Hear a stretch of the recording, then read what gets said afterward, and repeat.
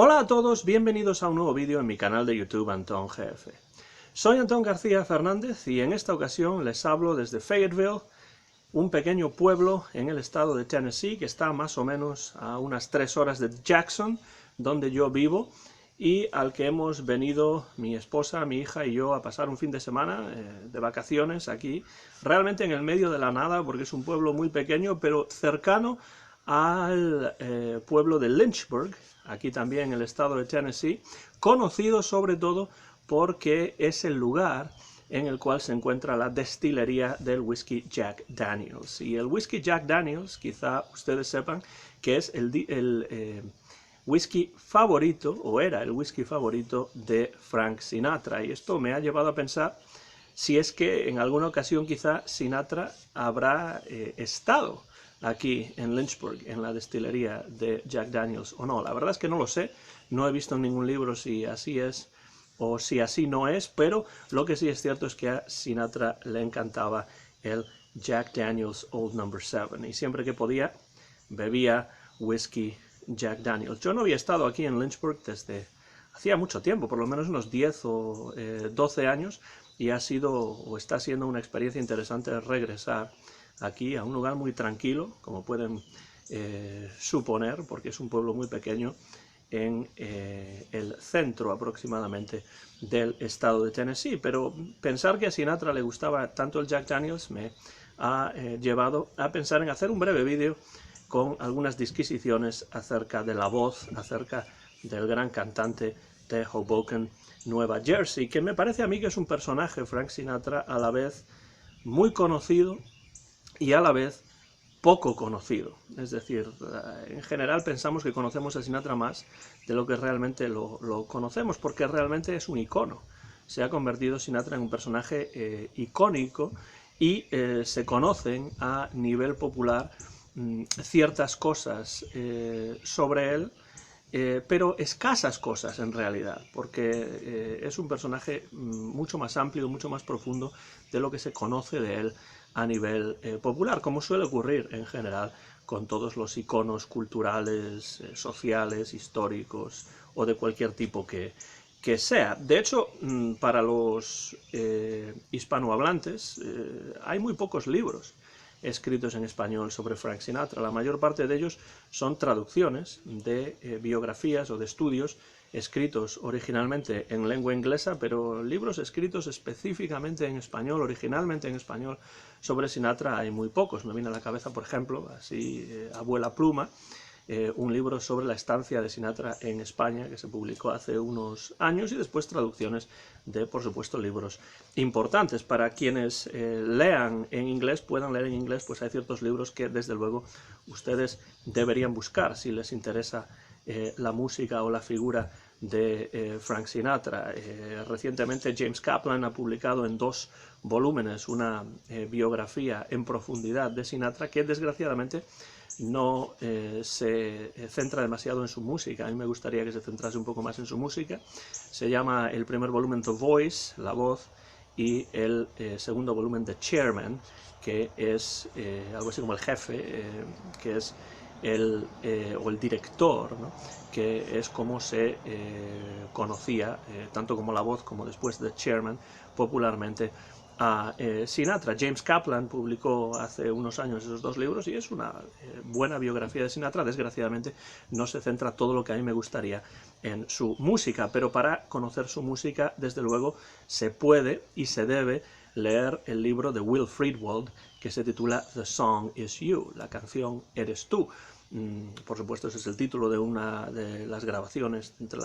los centenares de grabaciones que hizo Sinatra a lo largo de su vida, pero el libro de Will Friedwald, como todos los libros de Friedwald, es verdaderamente muy recomendable porque se centra en un estudio pormenorizado de su música, y a mí lo que me interesa es el arte de Frank Sinatra. Por supuesto me interesa la figura de Frank Sinatra, pero siempre en relación a lo que es su arte, su música. Y ese estudio de Will Friedwald, The Song Is You, que no se ha traducido desgraciadamente al español todavía, es una verdadera maravilla y yo lo recomiendo absolutamente siempre. Otro libro, también en inglés, que se titula Why Sinatra Matters, es decir, por qué Sinatra es importante, por qué Sinatra importa. Es un libro escrito por Pete Hamill, que nos ofrece una imagen, un retrato íntimo de Sinatra, porque Pete Hamill es una persona que conoció a Sinatra en persona, que tuvo mucha relación con él a lo largo de las décadas, y escribió este libro, Why Sinatra Matters, por qué Sinatra es importante, para ofrecer un retrato íntimo y personal, tanto de la persona como del artista, porque también habla acerca de la música. Así que ese es otro libro interesante en inglés. Y entre muchos otros que podría haber, a mí me gusta también uno escrito por Charles Granata, ¿no? Que se llama Sessions with Sinatra, Sesiones con Sinatra, y ese sí es un libro que se ha traducido al español y en el cual Granata, que ha estado presente en sesiones de Sinatra, nos habla de Sinatra en el estudio, cómo era Frank Sinatra en el estudio, y es un libro realmente también muy interesante. Entonces, para entrar en la figura de Sinatra en inglés, eso sí, tenemos libros como los de James Kaplan, Will Friedwell, que es mi favorito y desde luego el libro más importante, yo creo, jamás escrito sobre Sinatra y sobre su música. Y después tenemos también los libros de Pete Hamill y de Charles Granata. Como digo, en español pocos, pero el de Charles Granata al menos sí que se ha traducido al español. Cuando digo que Sinatra es un personaje poco conocido, o quizá no tan conocido como debería, me refiero a que de Sinatra se conocen sobre todo unas cuantas canciones que han sido icónicas. My Way, por ejemplo, es una, Strangers in the Night es otra, quizá I've Got You Under My Skin, de Cole Porter, también, pero lo que no se conoce tanto es la enorme profundidad de su obra, que va desde 1939 hasta los años 90. Entonces hay diferentes etapas en la historia musical de Frank Sinatra que quizá no se conocen tanto como quizá unas cuantas canciones que sí han sido muy importantes y que sí han tenido muchísima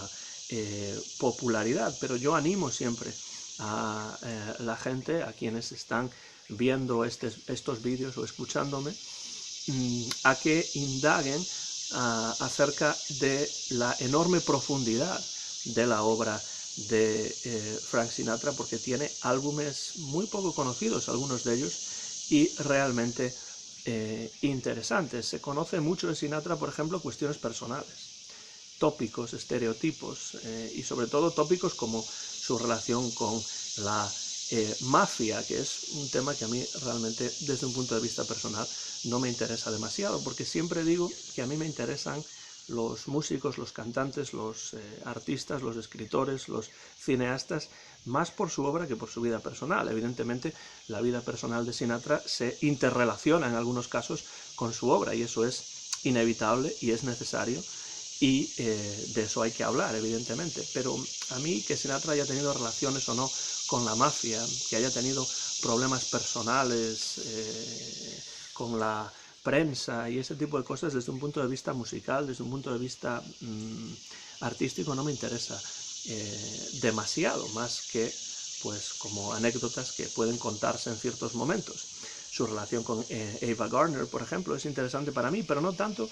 desde un punto de vista personal, sino desde un punto de vista artístico, cómo se relaciona eso con su obra. Por ejemplo, ¿qué relación puede tener?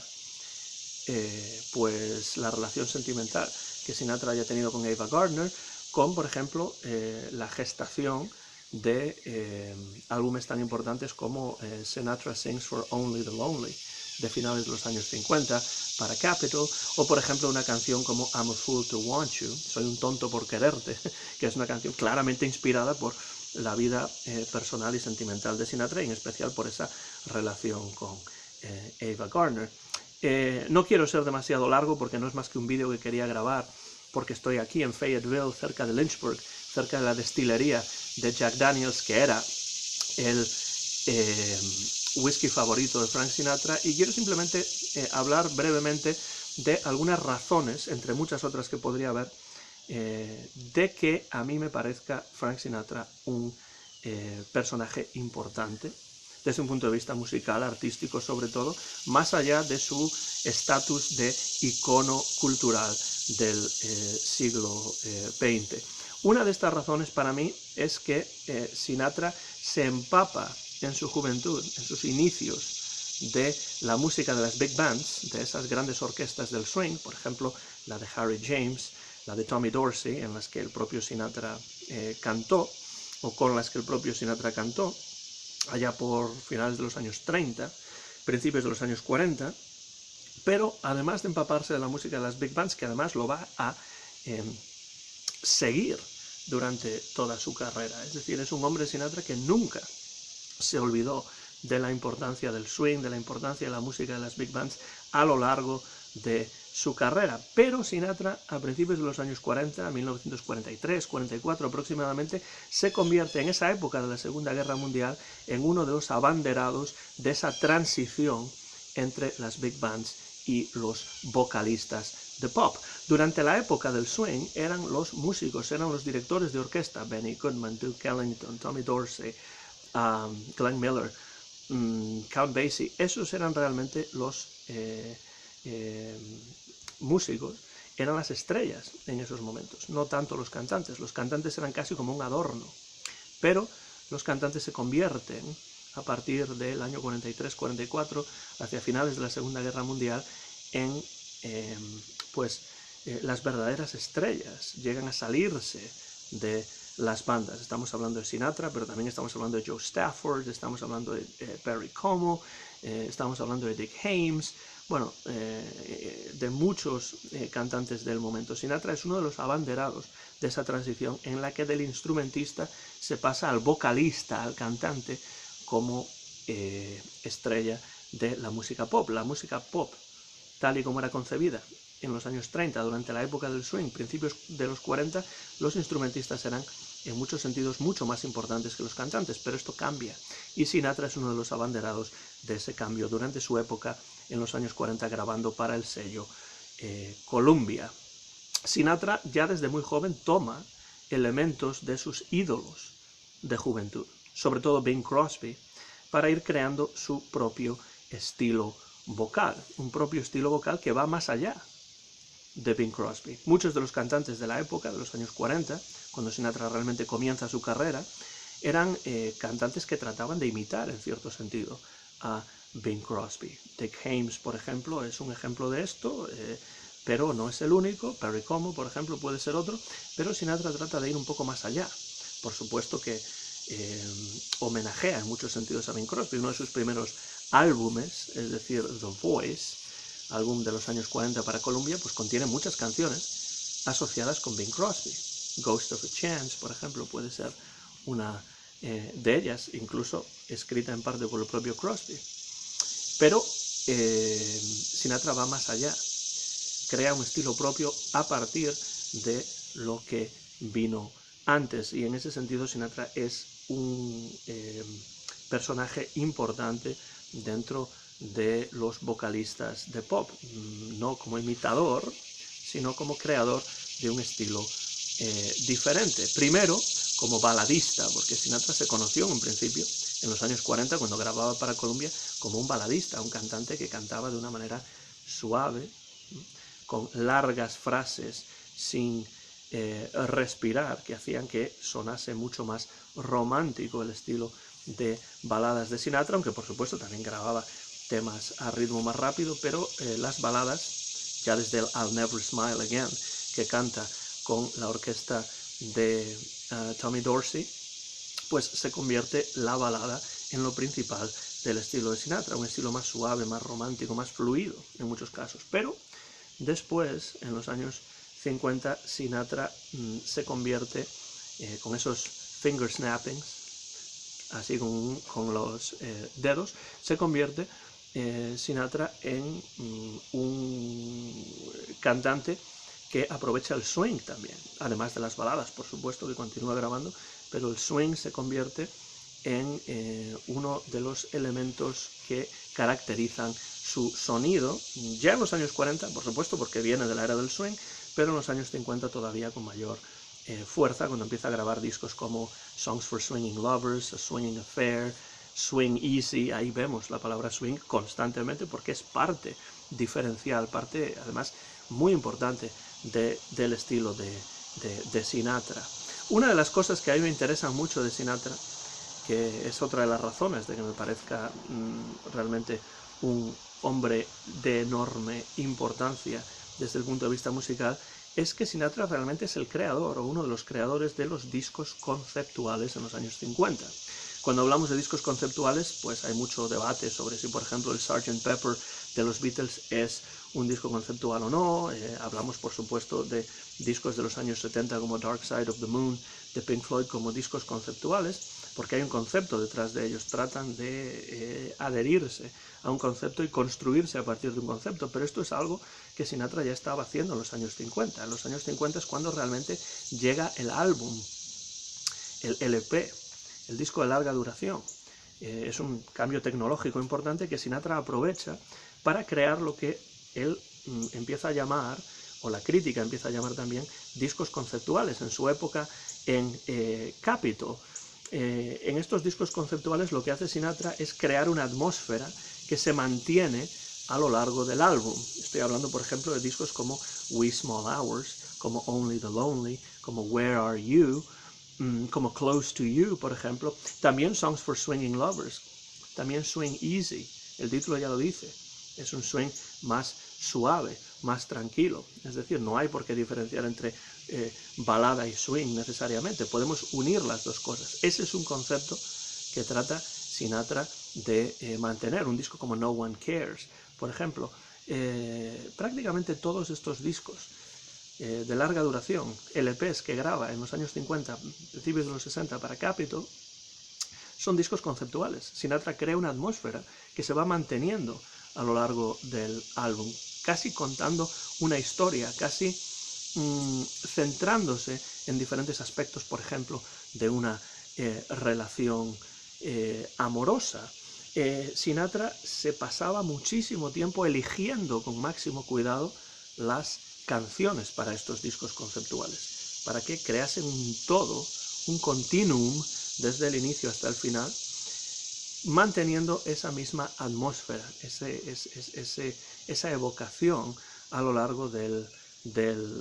álbum. Y también elegía con cuidado los arreglos, aunque no los escribía él, por supuesto, él tampoco escribía las canciones, pero las elegía. Y elegía los arreglos que quería, y los arreglistas que quería también. En algunos casos trabajó con Nelson Riddle para algunos de estos discos, en otros casos trabajó con Billy May, en otros casos trabajó con Gordon Jenkins, por ejemplo, y después ya en los años 60 en otros discos en los cuales se unía, en muchos casos, con bandas importantes o con personajes importantes como pueden ser Count Basie o Duke Ellington o Antonio Carlos Jobim, pues encontramos otros arreglistas también, como pueden ser Neil Hefti, Don Costa, Klaus Ogerman, Quincy Jones, etc. Entonces es algo en lo que Sinatra pensaba continuamente y acababa creando el disco que él quería. Había un concepto detrás del disco, mantener una cierta atmósfera a lo largo del disco, crear un concepto que uniese de alguna manera, unificase el contenido de cada álbum. Algunos discos evidentemente son discos más lentos, con más baladas, We Small Hours, Only the Lonely, que es un disco casi suicida en cierto sentido, en el que explora la melancolía que puede causar una situación en la que se escapa, se va el amor. Esos son discos, No One Cares, más tranquilos, más lentos, más de baladas. Y luego otros son más de swing. Por ejemplo, Songs for Swinging Lovers, A Swinging Affair, Come Dance With Me, en el cual colabora con Billy May. Tenemos, por ejemplo, discos como Come Fly With Me, también con Billy May, en el cual el tema del viaje es lo que mantiene el disco o cada una de las canciones unidas. Es decir, lo que tenemos detrás de ese disco es el concepto del viaje y todas las canciones tienen que ver con ese concepto, con esa idea del viaje. Esto lo inicia, los discos conceptuales los inicia en la época de Capitol en los años 50 y continúa, por supuesto, en la época de Reprise a partir de los años 60. Pero ya en la época de Columbia, en los años 40, grabó algún disco conceptual, incluso antes de que los LPs existieran. Grabó un álbum, es decir, una colección de varios singles, eso es lo que realmente era un álbum en los años 40, y por eso los LPs en muchos casos se les llama álbumes. Era una colección de diversos singles titulada, en este caso, The Voice, y ese ya es, en mi opinión, un disco conceptual porque se trata de baladas amorosas en la mayor parte de los casos, o en la totalidad de los casos, pero con unos arreglos de Axel Stordahl muy minimalistas. Son baladas con unos arreglos muy suaves, muy minimalistas, con muy pocos instrumentos, y ese disco The Voice para mí claramente es ya un disco conceptual, un concepto que después volvería a retomar Sinatra, esto de los arreglos minimalistas, en Close to You, que es un álbum que grabó en los años 50 para Capitol. Evidentemente, como a Sinatra le interesaba crear una atmósfera con su música, una atmósfera sonora, una atmósfera emocional también, las letras de las canciones eran muy importantes para Frank Sinatra. Era un hombre que siempre, en todo momento, Frank Sinatra intenta en sus grabaciones, ya sean singles, ya sean álbumes, pero sobre todo en los álbumes, a Sinatra le importan muchísimo las letras. Intenta siempre transmitir un contenido emocional cuando canta, acentuando ciertos momentos, enfatizando ciertas palabras. Frank Sinatra es un cantante que nunca canta la misma canción de la misma manera cuando la canta en directo, sino que lo que hace es dramatizar las letras. Recupera, por tanto, temas de lo que se llama el Great American Songbook, temas de Gershwin, de los hermanos Gershwin, de Cole Porter, de Irving Berlin, de Johnny Burke y Jimmy Van Heusen, de Jerome Kern, de Rodgers y Hart, de Rodgers y Hammerstein. Hay toda una tradición de compositores que a Sinatra le interesan mucho, tanto por las melodías como también por las letras. Y las letras es algo que a Sinatra le interesa muchísimo. Por ejemplo, pensemos en cómo Sinatra dramatiza la letra escrita por Johnny Mercer para una canción como One for My Baby, una por mi chica, en One More for the Road, y otra para el camino. Es una canción en la cual la voz que canta entra en un bar a altas horas de la noche y allí está hablando con el barman en la barra acerca de los problemas amorosos que ha tenido, y pide una bebida por mi chica y otra para el camino. Y en muchas de las versiones tenemos simplemente el piano de Bill Miller y Frank Sinatra cantando de una manera casi conversacional, de una manera muy lírica, muy evocadora, y con Sinatra fumando mientras canta, con lo cual hay una dramatización. Lo que le interesa a Sinatra es intentar transmitir la emoción de un momento, tratar de transmitir la emoción que se crea en una situación como puede ser esta. Por eso a Sinatra le encantaban lo que se llaman las saloon songs, las canciones de saloon, las canciones de bar a altas horas de la noche, que generalmente tenían que ver con amores que se han perdido, amores que se han ido, lo que también se llama en inglés torch song, es decir, la canción de alguien que lleva una cruz o que lleva pues un problema amoroso a cuestas. Entonces las letras son muy importantes para Frank Sinatra, que siempre las dramatiza y nunca canta la misma canción de la misma manera cuando lo hace en directo. Y ahí entramos también en algo que no se conoce demasiado de Sinatra, que es la influencia del jazz en su música, porque en su juventud el jazz era la música popular del momento. Y esto es algo que se mantuvo con Sinatra a lo largo de su carrera. Se ha preguntado muchas veces, ¿es Sinatra un cantante de jazz? Pues para mí en ciertos momentos sí que lo es, en ciertos momentos no, pero en ciertas canciones sí, en ciertos álbumes en particular sí que es un cantante de jazz, por el sentido del ritmo, por su sentido del swing, por esos ligeros cambios a la melodía que continuamente realiza según convenga en ciertos momentos de la canción. Sinatra muy pocas veces canta una canción tal y como está escrita por el compositor, sino que añade cosas personales, y desde ese punto de vista Sinatra es un cantante de jazz por el ritmo, por su acercamiento a las melodías, y también porque en la mayor parte de sus sesiones de grabación utiliza Sinatra muchos músicos de jazz, muchos de ellos de la costa oeste, pero tenemos músicos como Harry Sweets Edison, como Ben Webster, como Alvin Stoller, Milt Bernhardt, o sea, muchos músicos, Red Norvo en algunos casos, muchos músicos de jazz tocan en las sesiones de Sinatra, y eso se nota porque Sinatra necesita una orquesta de ese estilo, una orquesta con la que se sienta bien, con la que pueda conectarse, y creo que eso es algo que el jazz le permite a Sinatra, con lo cual, si a mí me preguntan, ¿es Frank Sinatra un cantante de jazz? No en todos los casos, pero sí que el jazz tiene una influencia decisiva en su estilo y en su sonido. Y finalmente, una cosa que no se conoce demasiado es que Sinatra en los años 60 crea su propio sello discográfico, el sello Reprise, que después va a tener músicos de todos los diferentes estilos, pues desde James Taylor a Graham Parsons y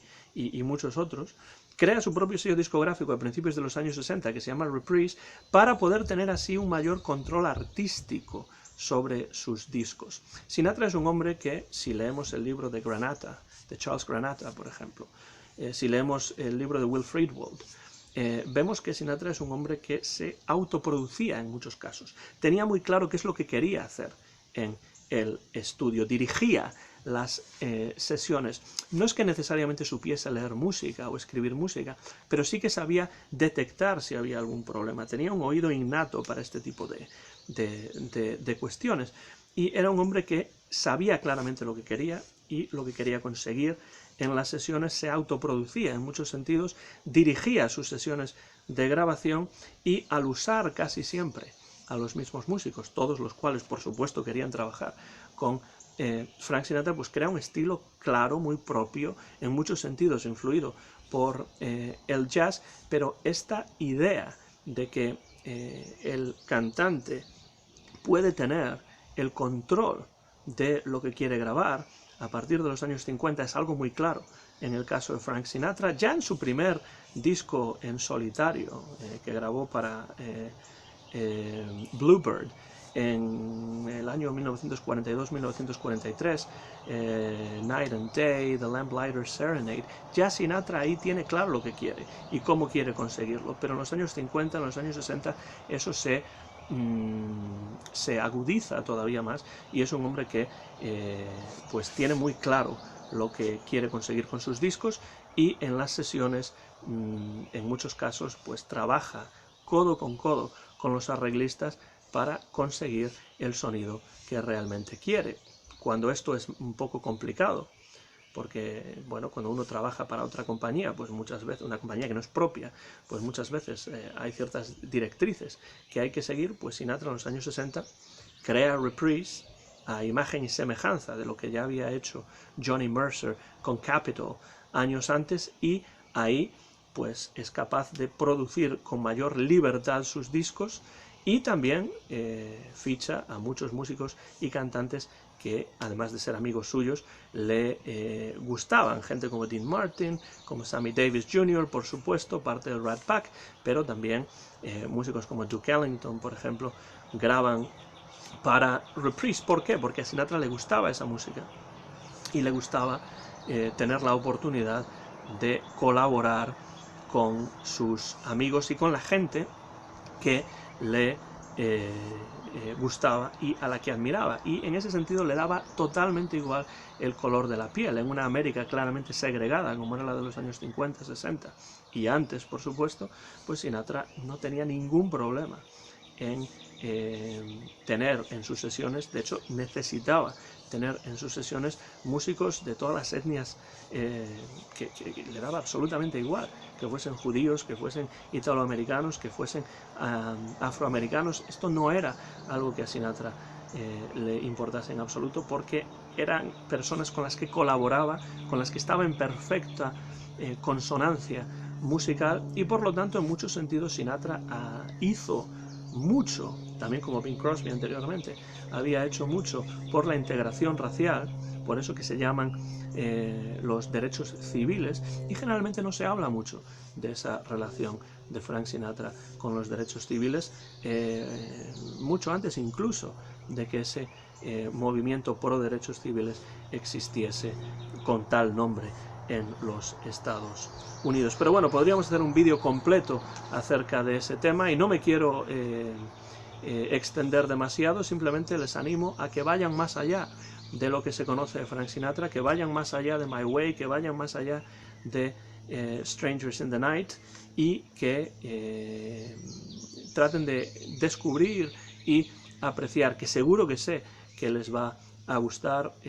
la obra de Frank Sinatra en toda su profundidad, en su época de Columbia en los años 40, en su época de Capitol en los años 50 y después en su época de Reprise a partir de los años 60, porque desde luego vale muchísimo la pena. Termino ya desde Fayetteville, Tennessee, muy cerca de Lynchburg, donde está la destilería de Jack Daniels, ese whisky que era el favorito de Frank Sinatra y que muchas veces bebía sobre el escenario. Soy Antón García Fernández y me despido ya, terminando este vídeo que se grabó en directo en Fayetteville, Tennessee, en el mes de julio del año 2021. Mío es el copyright de este vídeo, que muy pronto van a poder ver en mi canal de YouTube, Antón GF. Muchas gracias como siempre por su atención. Dejen comentarios por la parte de abajo del vídeo si tienen algo que comentar acerca de Frank Sinatra, que ha sido siempre uno de mis cantantes favoritos. Y simplemente me despido ya desde Fayetteville, Tennessee. Hasta la próxima ocasión en mi canal de YouTube, Antón GF. Gracias y hasta la próxima.